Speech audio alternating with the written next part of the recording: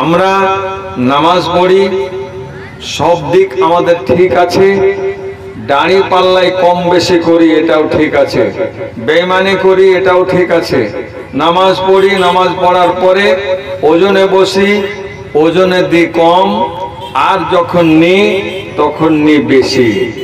এরকমের যদি পরিচর্যা আমাদের মাঝে যদি চালু থাকে, আমরা যদি এরকমই করতে থাকি, তাহলে অভিশাপ, আল্লাহর আযাব এমন হয়ে আসবে যে আমরা নিজেরাই ধরে রাখতে পারবো না।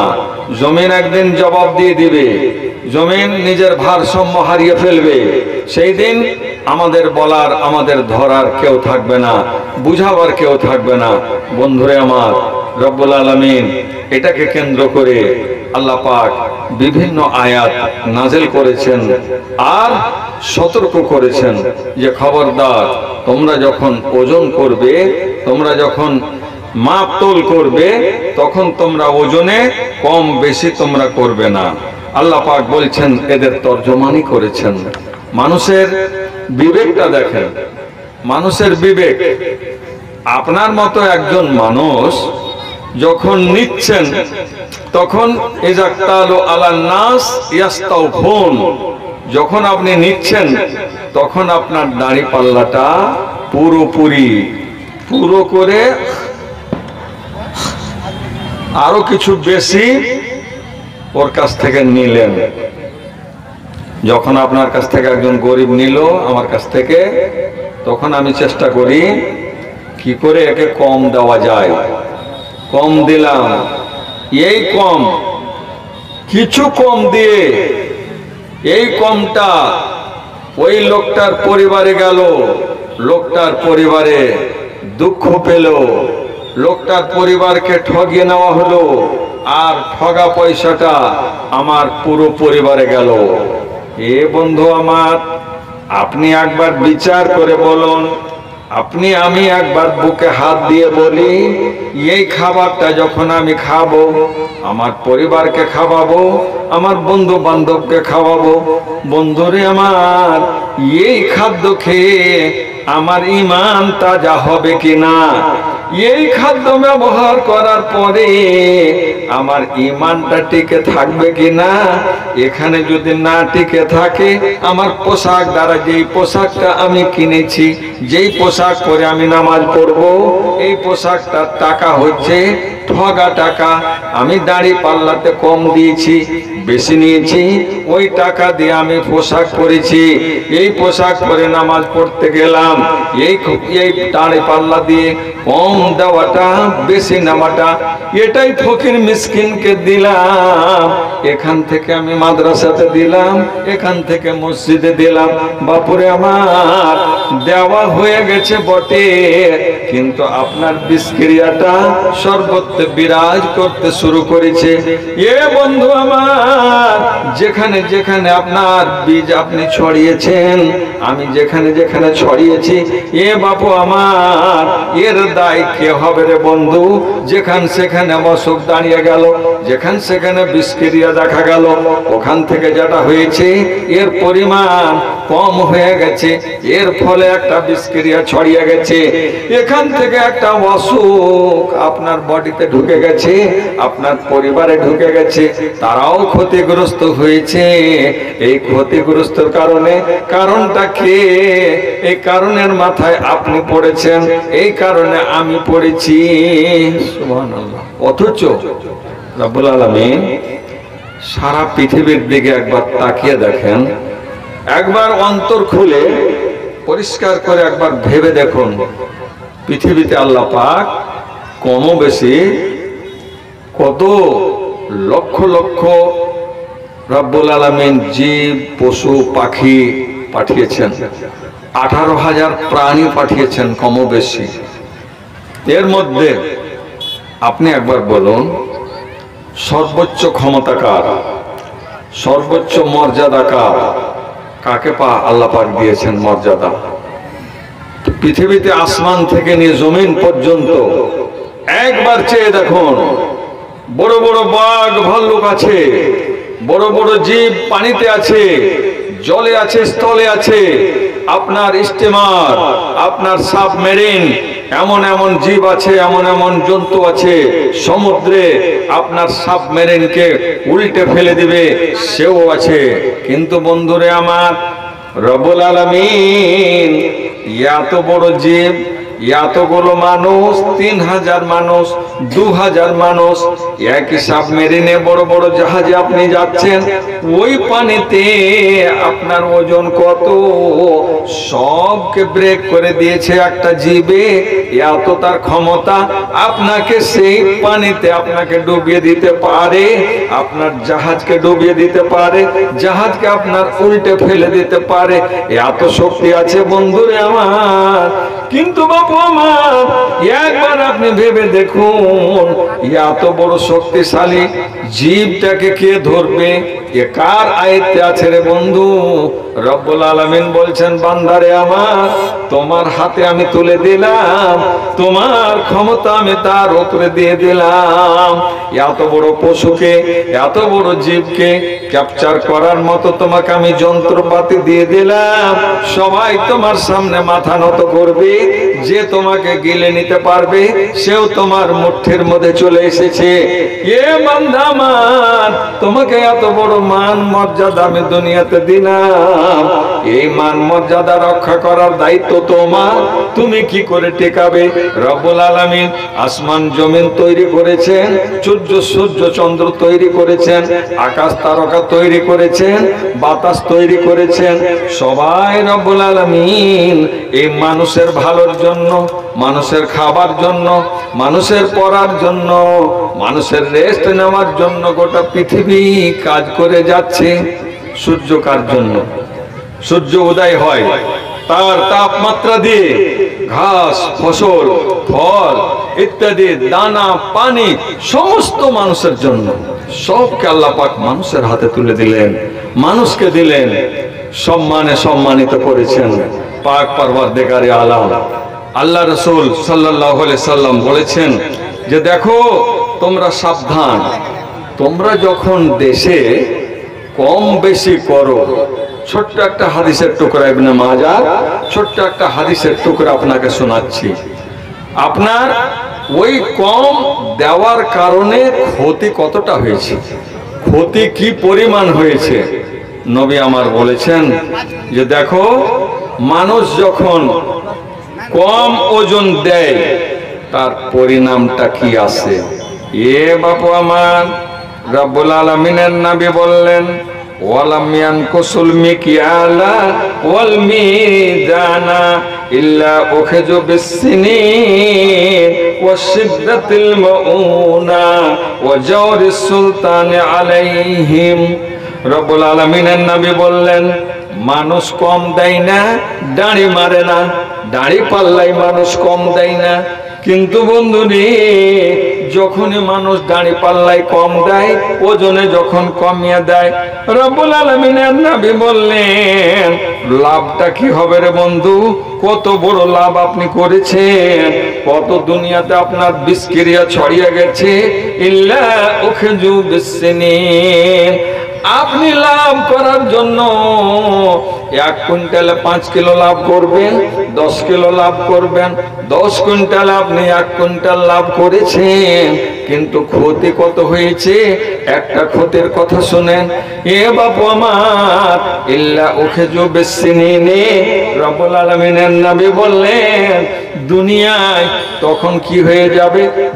সেখানে যখন দাড়ি মারামারি শুরু হবে, পাল্লায় যখন কম দেওয়া দাবি শুরু হয়ে যাবে, দাঁড়িবাজি যখন মানুষ করতে শুরু করে দেবে, এ বাপু আমার, রব্বুল আলামিনের নবী বললেন, ইল্লা উখিযু বিসসিনিনে, দুনিয়াতে কাহাত সালে অবশ্যই চলে আসবে, ভোগ হরতাল চলে আসবে। আপনার দেখা যাবে গোটা দুনিয়াতে, গোটা এলাকাতে, আপনার দেশে চলে এসেছে কি? একেবারে অনাবৃষ্টি। অনাবৃষ্টি আমাদের মনে আছে, কয়েক বছর হলো আমরা কয়েকটা বিপদে পড়েছিলাম। একদিক দিয়ে লকডাউন, আর এক দিক দিয়ে আমাদের চললো একেবারে এমন অসুখ, যেই অসুখের নাম নানান রকমের নাম, যে করোনা মহামারী এইগুলো আসবে। আর দুনিয়াতে অনাবৃষ্টি দেখা গেল, অনাবৃষ্টির কারণে বাবু আমার কোনো একটা এলাকায় এমন ছিল না যেই এলাকাতে পানির জন্য, বর্ষণের জন্য মুলবি সাহেবেরা, হাজি সাহেবেরা, কৃষক ভাইরা আমার, দেশের মানুষেরা ইস্তিসকার নামাজ পড়ে নাই। সবাই পাগল হয়ে গেছে, আমাদের দেশ অচল হয়ে গেল। যদি বৃষ্টি না হয় আপনার জীবজন্তুগুলো মারা যাবে, আমাদের দেশের জমিন মরে যাবে, ফসল পানি হবে না। ফসল পানি যদি উৎপাদন না হয় আমাদের গরু মহিষ কি খাবে, ছাগল ভেড়া কি খাবে, আমাদের খোরাক কোথা থেকে আসবে, আমরা দেশে চলবো কি করে? সবাই বিভিন্ন দিক থেকে, বন্ধুরে আমার, মুসলমান আপনি, আমি মুসলমান, রব্বুল আলামিন আপনাকে একটা সুন্দর বস্ত্র দিয়েছেন, যে দুনিয়ার অন্যান্য মানুষকে নানান রকমের আল্লাহ পাক অস্ত্র দিয়েছেন, কিন্তু আপনাকে, আপনি একজন মুসলিম, মুসলিমদের অস্ত্র হচ্ছে দোয়া। দোয়া আল্লাহর দরবারে। দেশের মানুষেরা যখন হাত তুলেছে আল্লাহর দরবারে, যখন কান্নাকাটি শুরু করেছে, হে রব আমার, রব তুমি আমাদের দিকে দেখো, আমাদের অবস্থা খারাপ হয়ে গেছে, মাঠের অবস্থা খারাপ হয়ে গেছে, নদী নালা যেই দেশে আছে সেখানে পাট জাগ দেওয়ার মতো পানির ব্যবস্থা নেই। হে রব আমার, আল্লাহ তুমি আমাদের দিকে দেখো, আল্লাহ তুমি আমাদের উপরে মেহেরবানি করো। হে রব আমার, আমি বড্ড পাপ করেছি আল্লাহ, পরবর্তীকারে আলাম বুঝতে পারি নাই, অনেকগুলো পাপ বুঝে করেছি, অনেকগুলো পাপ না বুঝে করেছি। হে রব আমার, তুমি ক্ষমার দৃষ্টিতে দেখো, আল্লাহ তুমি আমাদের ক্ষমা করে দাও। আল্লাহ গো, আমাদের তুমি রহমতের পানি দাও, এই পানি ছাড়া দেশ চলতে পারে না আল্লাহ। দেশের মানুষ বারবার করে যখন নামাজ শুরু করেছে, ইস্তেসকার নামাজ, কান্না কাটা শুরু করেছে, আল্লাহর রহমতে ধাক্কা লেগেছে, রব্বুল আলামিনের রহমত আর থামতে পারলো না, দেশে বর্ষণ শুরু হলো। নবীজি কি বললেন? ওয়ালাম ইয়ানকুসুল মিজান মিকিয়াল ওয়াল মিজান ইল্লা উখিযু বিসসিনিন।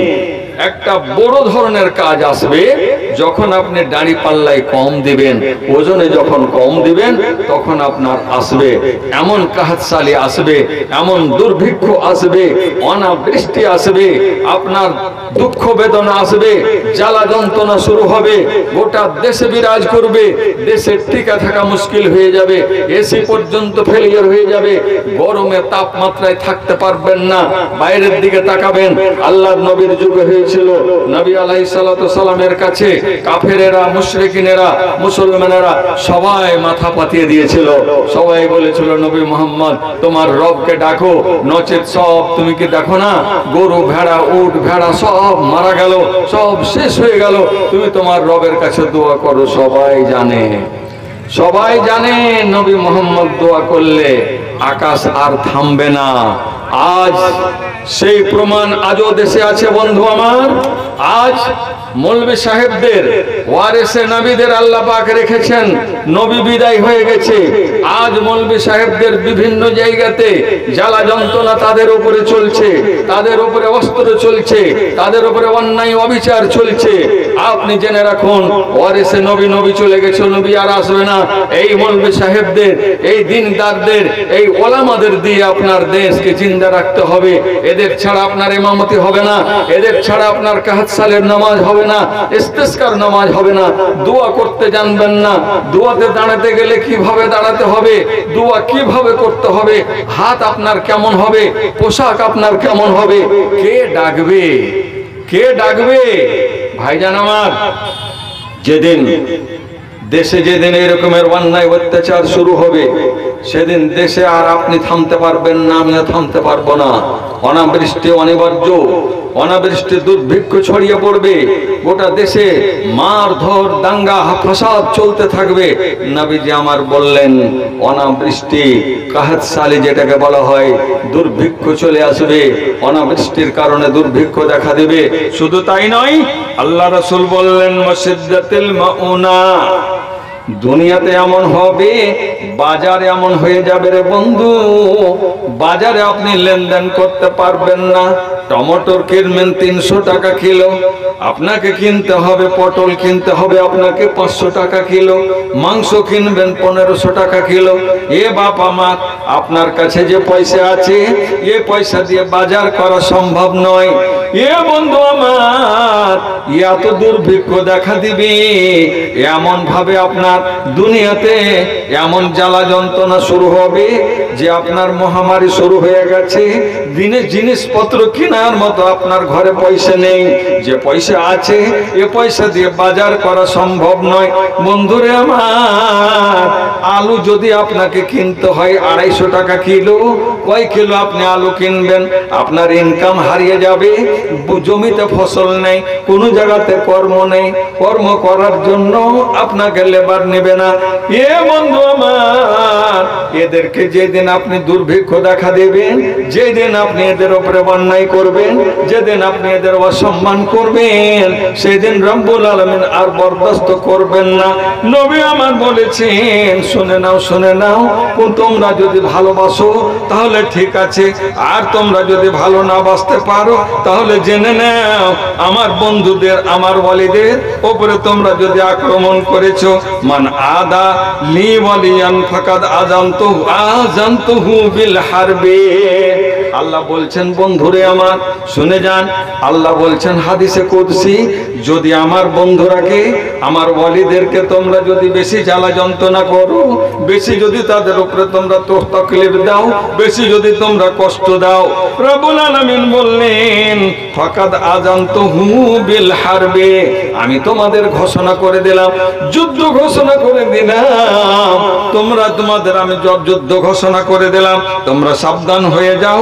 ওমা তাকাররাবা ইলাইয়া আবদি, রব্বুল আলামিন বলেছেন কোন বান্দা যদি আমার নিকটবর্তী হতে চায় কোন বেশাইইন, কোন জিনিসের দ্বারাতে, রব্বুল আলামিন বলেছেন আহাব্বু ইলাইয়া মিম্মা আফতারাতুহু আলাইহি, আমি তাহলে তাদের উপরে কোন জিনিসটা দিয়ে আমি তাদেরকে নেব, তারা কি জিনিসের দ্বারাতে, কিসের মাধ্যমে তারা আমার নৈকট্য লাভ করবে, কিসের মাধ্যমে তারা আমার পাশে আসবে। আল্লাহ বলেছেন বান্দারে, যেগুলো তোমার উপরে আমি ফরজ করেছি, ওই ফরজ গুলো দিয়ে, ফরজ জিনিস দিয়ে তুমি আমার নিকটবর্তী হতে পারো, আমার নৈকট্য তুমি লাভ করতে পারো।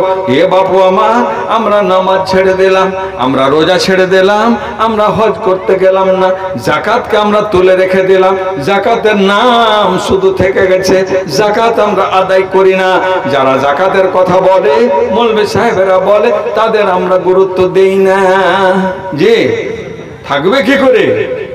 আল্লাহ পাক রাসূল বললেন যে তাহলে অনাবৃষ্টি, দুর্ভিক্ষ আর তোমার বাজারে মহঙ্গাই যেটাকে বলা হয়, মানে এত বাজার আপনার হয়ে গেছে, উঁচু হয়ে গেছে, কোনো জিনিসে হাত দেওয়া যায় না। শুধু তাই নয়, বন্ধু আমার, নবী আমার বলেছেন তোমরা এইভাবে যখন চলবে তখন তোমরা বুঝতে পারবে এমন এমন আসবে। নবী আমার বলেছেন ওয়াজাউর সুলতান আলাইহিম, যেটা সবাই বুঝতে পারছে। আর একটা কি আসবে, আপনার যে সরকার হবে, আপনার যে বাদশাহ হবে, আপনার শুধু বাদশাহ হয়ে আছে, আপনি মনে করে ঘুমিয়ে আছেন, আমার সরকার আছে, আমার দিকে দেখবে, আমার কোনো অসুবিধা হলে আমার সরকার আমার বেড়া পার করবে, আমাকে কিনারায় লাগিয়ে দিবে। নবীজি বললেন সেই দিন সরকার তোমার দুশমন হবে, সর্বত্রই তোমার দুশমনি করবে, তোমার পিছনে লেগে যাবে দুশমন, সরকার তোমার বিরোধিতা করবে, সরকার তোমাকে আনন্দে ঘুমাতে দিবে না, আরাম করতে দিবে না, নামাজ পড়তে দিবে না, রোজা রাখতে দিবে না, একত্রিত হতে দিবে না। মনে আছে আমরা 10 জন 4 জন করে নামাজ পড়তে যাচ্ছিলাম, কতগুলো জুমা পর্যন্ত ছুটে গেছে। জুমার নামাজ বাড়িতে জোহরের নামাজ পড়তে হয়েছে। আমরা দেখেছি চ্যানেলে, যে ইন্টারনেটে, কত বৃদ্ধ বৃদ্ধ মানুষগুলো মসজিদে নামাজ না পড়তে গেলে তাদের শান্তি আসে না। তারা মনে করেছে কোন রকম লুকিয়ে চুরে মসজিদে ইমাম সাহেবের পিছনে আমরা নামাজটা পড়বো। সুবহানাল্লাহ, খবর হয়ে গেছে পুলিশ বাবু আপনার পিছনে তাড়া করেছে, এত পিটন দিয়েছে, এত মার মেরেছে, জুলুম করেছে। জুলুম করার কারণে বন্ধুরে কত মানুষ মারের ঠেলাতে মরে গেছে, কত মানুষ মারের ঠেলাতে জীবনে মার খাই নাই, মারের কারণে তার হার্ট জাম হয়ে গেছে। কতগুলো মানুষ মার খাওয়ার কারণে তাকে অসুখ ধরে নিয়েছে, পুলিশের মার বরদাস্ত করতে পারেনি। এ বাবা মা, ধোনা মা, আজ আপনাকে মসজিদ খোলা আছে, নামাজে খুঁজে পাওয়া যায় না। আজ মসজিদে আপনি সেদিন যেতে চাইবেন, কিন্তু আপনি যেতে পারবেন না। মসজিদে মানা আপনাকে করে দেবে, নিষেধ করে দেবে, পুলিশ আপনার গেটে ঘুরবে, পুলিশ আপনার যাবে, মসজিদে তালা লাগিয়ে দেবে। অনেক জায়গাতে মসজিদের তালা মেরে দেওয়া হয়েছে। বাবু আমার, এটা কি সরকারের দোষ রে বন্ধু? না না, এটা আমার নিজের দোষে, নিজের কর্মের ফলে, কর্মের কারণে আমি কম বেশি করেছি, আমি ওজনে কম দিয়েছি, আমার বন্ধুকে ঠকেছি, মৌলভী সাহেবকে ঠকেছি, হাজি সাহেবকে ঠকেছি, মুসলমানকে ঠকেছি। এ বাপ আমার, আপনি যদি আপনার মুসলমান বন্ধুকে চিনলেন না, আপনি আপনার মুসলমান বন্ধু ভাইকে চিনলেন না, বাবাকে চিনলেন না, তাকে ঠকেছেন। ঠকে কত দূর গেছেন, গোটা দেশে বিরাজ করতে শুরু করেছে, আপনার বিষক্রিয়াটা ছড়িয়ে গেল। বন্ধুরে আমার, এত বড় অন্যায় জমিন বরদাস্ত করলো না, আকাশের পানি বন্ধ হয়ে গেল, আকাশ পর্যন্ত আপনার বিষক্রিয়া ছড়িয়ে গেল, পাতালে গেল, বাগানে গেল, যেখান সেখানে চলে গেল। এ বাবু আমার, খবরদার খবরদার, এরকমের কাজ করতে হবে না। সুবহানাল্লাহ। দুনিয়াতে হযরতে শুআয়ব আলাইহিস সালাতু ওয়াস সালাম, যিনি হলেন মুসা নবীর শ্বশুর, ইনি নিজের কওমকে সূরা হুদে আয়াতে ঘোষণা করা হয়েছে, হযরতে শুআয়ব আলাইহিস সালাতু ওয়াস সালাম কি করেছিলেন, নিজের কওমকে ডেকে বলছেন। নবীদের কাজ কি? কওমকে সাবধান করা। আজ মৌলভী সাহেবেরা, ইমাম সাহেবেরা কি করছেন? অবজান আপনার জন্য, আপনারা, আমরা বাঙালি, মৌলভী সাহেবের জরুরি আছে ওনাকে খুতবা দিতে হবে বাংলা ভাষায়, বাংলা ভাষায়। তাহলে একজন মৌলভী সাহেব কার আইন মানছেন? আল্লাহর আইন, রাসূলের আইন, মুক্তাজা হাল হিসাবে কথা বলতে হবে। এলাকা হচ্ছে বাঙালি, পিওর উর্দুতে যদি বক্তব্য রাখা যায় কেউ বুঝতে পারবে না। আরবিতে রাখতে পারেন মৌলভী সাহেব, কিন্তু আরবি আপনি বুঝতে পারবেন না, কিচ্ছু বুঝতে পারবেন না। আপনাকে বুঝিয়ে দেওয়ার দায়িত্ব মৌলভী সাহেবের। কত বড় খিদমত করছে আপনার, আপনি ভেবে দেখেছেন একবার? আপনি মনে করেছেন মৌলভী আছে, খুতবা দিবে, চল না নামাজ পড়বো, ঈদের নামাজ পড়বো, জুমার নামাজ পড়বো। মৌলভী সাহেবের দায়িত্ব ওই রকমের দায়িত্ব জানেন, ওনার জরুরি আপনাকে এমন ভাষায় খুতবা দিতে হবে যেই খুতবা আপনি বুঝেন। যদি না বোঝা হয়, জুলুম, অন্যায় হয়ে গেল মৌলভী সাহেবের। মৌলভী সাহেবের দায়িত্ব আপনাকে সঠিক পথে নিয়ে যাওয়া। মৌলভী সাহেবের দায়িত্ব আপনার জামাতে নামাজ পড়ার লোকগুলো, কিছু লোক অসুস্থ রয়েছে, মৌলভী সাহেবের ব্রেনে রাখতে হবে আমার জামাতে অসুস্থ ব্যক্তি আছে। মৌলভী সাহেবকে এটাও খেয়াল রাখতে হবে আমার জামাতে একজন 2-4 জন বৃদ্ধ লোক আছে। মৌলভী সাহেবকে এটাও খেয়াল রাখতে হবে আমার জামাতে কিছু লোক আছে যারা বেশিক্ষণ ধরে দাঁড়িয়ে থাকতে পারবে না। বাপজান আমার, এতটি দায়িত্ব শুধু নামাজের মধ্যে একজন মৌলভী সাহেব কতটি খেয়াল রেখেছে আপনার? প্রত্যেকটা লোকের খেয়াল রেখেছেন। আল্লাহ রাসূল হযরতে মুআজ বিন জাবালকে বলেছেন, আফাতানুন আনতা ইয়া মুআজ, মুআজ তুমি কি মানুষকে ফিতনায় ফেলে দিয়েছো? তুমি লম্বা সূরা কেন পাঠ করেছো?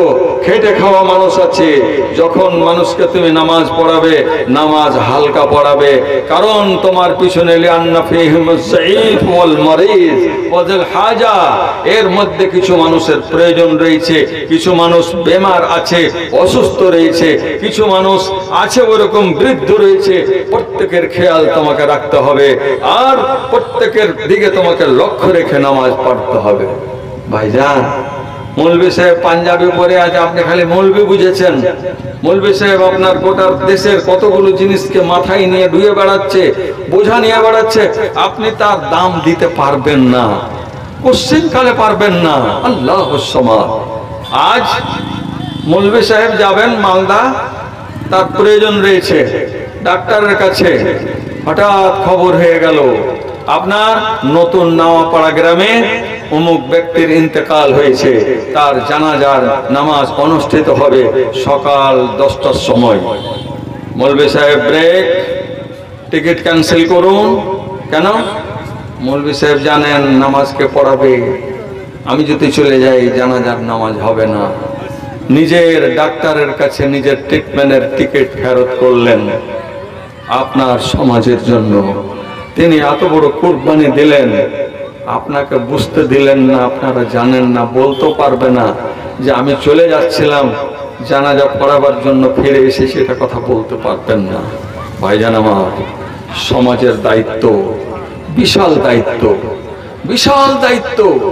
তেনার চোখে ঘুম নেই, ব্রেনে আরাম নেই, মাঠে ময়দানে সবাই আছে, যেমনই মাইকে অ্যালাউন্স হয়েছে মৌলভী সাহেবের সব কাজ হারাম হয়ে গেল, সব ছেড়ে দিয়ে ছুটলেন। উনি কোথায় গেলেন? ওখানে হযরতে শুআয়ব আলাইহিস সালাতু ওয়াস সালাম নিজের কওমের মধ্যে ওজনে কম বেশি চলছে। রব্বুল আলামিন হযরতে শুআয়বকে বলছেন, নবী আমার, এই দেশটা ভবিষ্যতে ছারখার হতে চলেছে। এ নবী আমার, তোমার দায়িত্ব তুমি পালন করে নাও, তোমার সমাজকে একত্রিত করে নাও। সমাজকে একত্রিত করার পরে তাদের তুমি বুঝান দাও, তাদের বলো, ইয়া কওমি, এ আমার কওম, আউফুল মিকিয়ালা ওয়াল মিজান বিল কিসতে। ওরে আমার কওমের লোকেরা, তোমাদের যদি আমি যারা পরিমাণ তোমাদের যদি কোনো ভালো কাজ করে থাকি, তোমাদের জন্য যদি আমি মাঠে ময়দানে আল্লাহর দরবারে যদি আমি ভিক্ষে চেয়ে থাকি, এ সমাজের লোকেরা, তোমরা যখন ঘুমাও তখন রাতের অন্ধকারে গোটা সমাজের জ্বালা যন্ত্রণা যখন আমার ব্রেনে যখন বিরাজ করতে শুরু করে রে কওমের লোকেরা, তখন আমার ঘুম হারিয়ে যায়, বিছানা আমি ত্যাগ করতে বাধ্য হয়ে যায়। এ সমাজের লোকেরা, আমার কওমের লোকেরা, তোমরা শুনে নাও, আল্লাহ পাক বলেছেন, ওয়াল্লাযীনা ইয়াবিতুনা লিরাব্বিহিম সুজদান ওয়া কিয়ামা। আল্লাহর বান্দারে, কিছু বান্দা এমন আছে, ইয়াবিতুনা লিরাব্বিহিম সুজদান ওয়া কিয়ামা, কিছু বান্দা এমন আছে সাজদায় পড়ে পড়ে ঘন্টার ঘন্টা ক্রন্দন করে করে যায় নামাজ ভিজিয়ে দিয়েছে। এ বন্ধু আমার, আল্লাহ পাক তাকে এমন দক্ষতা দিয়েছেন, এমন মন মানসিকতা দিয়েছেন, সমাজের দায়িত্ব তার মাথায় ভার পড়ে গেছে। দেশে যখন অশান্তি বিরাজ করেছে, তখন বেচারার ঘুম হারিয়ে গেছে। সমাজের জন্য কি করব? বলছে, ওরে আমার সমাজের লোকেরা, রাত্রি 2টার সময় উঠে যদি আল্লাহকে ডেকে থাকি, তোমাদের জন্য দোয়া করেছি, তোমাদের জন্য আল্লাহর কাছে ভিক্ষা চেয়েছি, তোমাদের জন্য আমি বারবার আল্লাহর কাছে ক্ষমা প্রার্থনা করেছি, হে রব আমার, আল্লাহুম্মা ইন্নী যালামতু নাফসি যুলমান কাসীরা, আল্লাহুম্মা ইন্নী যালামতু নাফসি যুলমান কাসীরা। হে আল্লাহ, আমি আমার আত্মার প্রতি জুলুম করেছি, অন্যায় করেছি, অবিচার করেছি। হে রব, আমি এটাও জানি, ওয়ালাম ইয়াগফির যুনুবা ইল্লা আনতা। হে রব আমার, পৃথিবীতে এমন কোনো বাহাদুর নেই, এমন কোনো সরকার নেই, এমন কোনো রাজা নেই, এমন কোনো প্রজা নেই, এমন কোনো ধনী নেই, এমন কোন সরকার নেই, প্রেসিডেন্ট নেই যে আমার গুনাহগুলোকে ক্ষমা করে দিতে পারবে। ইল্লা আনতা, তুমি আছো রব আমার, মালিক আমার, তোমার ছাড়া আর কেউ নেই। এ মালিক আমার আবেদন এটাই, হে রব আমার, ফাগফিরলি মাগফিরাতাম মিন ইনদিক, রব আমার তোমার পক্ষ থেকে আল্লাহ তোমার দয়ার ভান্ডারের অভাব নেই। এ রব আমার তোমার দয়ার ভান্ডার থেকে একটু দয়ার খুলে দাও, একটা দরজা খুলে দাও, একটা জানালা খুলে দাও। এই দেশের দিকে দেখো আল্লাহ গো, যে সমাজে কিনে আমি বসবাস করি আল্লাহ, যেই সমাজ আমার আন্ডারে আছে আল্লাহ গো, সমাজের দিকে আর দেখা যায় না। এ রব আমার ভালো ভালো পরিবারে, মুসলমান পরিবারে রব্বুল আলামিন পর্দা নাসিন মা বোনদের আমার পোশাক নেই, বোরকা কিনতে পারে না, চাদর কিনতে পারে না, একটা ব্লাউজ ছাড়া দ্বিতীয় ব্লাউজ নেই, জুতা ছাড়া চপ্পল নেই। এ রব আমার এদের দিকে আর দেখতে পারি না আল্লাহ, তুমি এদের সুব্যবস্থা করে দাও। এ সমাজের লোকেরা তোমরা শোনো শোনো, আউফুল কাইলা ওয়াল মিকিয়ালা ওয়াল মিজানা বিল কিসতে, তোমরা খবরদার খবরদার, ওজনে তোমরা কম বেশি করিও না, ওজনে তোমরা ঘটায়ও না। এ সমাজ আমার একেবারে তোমরা ইনসাফ করে যাও। ওয়ালা তাবখাসুন নাসা আসিয়াআহুম, খবরদার লোকের জিনিসপত্র তোমরা কম করিও না, তোমরা দাঁড়ি মারিও না। 1 কেজিতে 900 গ্রাম দিবে না, 5 কিলোতে 4.5 কিলো দিবে না। ওয়ালা তাসাউ ফিল আরজি মুফসিদিন, এ সমাজ আমার জেনে নাও, পবিত্র আল কোরআন রব্বুল আলামিন সূরা হুদ সূরা নম্বর 11 আয়াত নম্বর 85 নম্বর।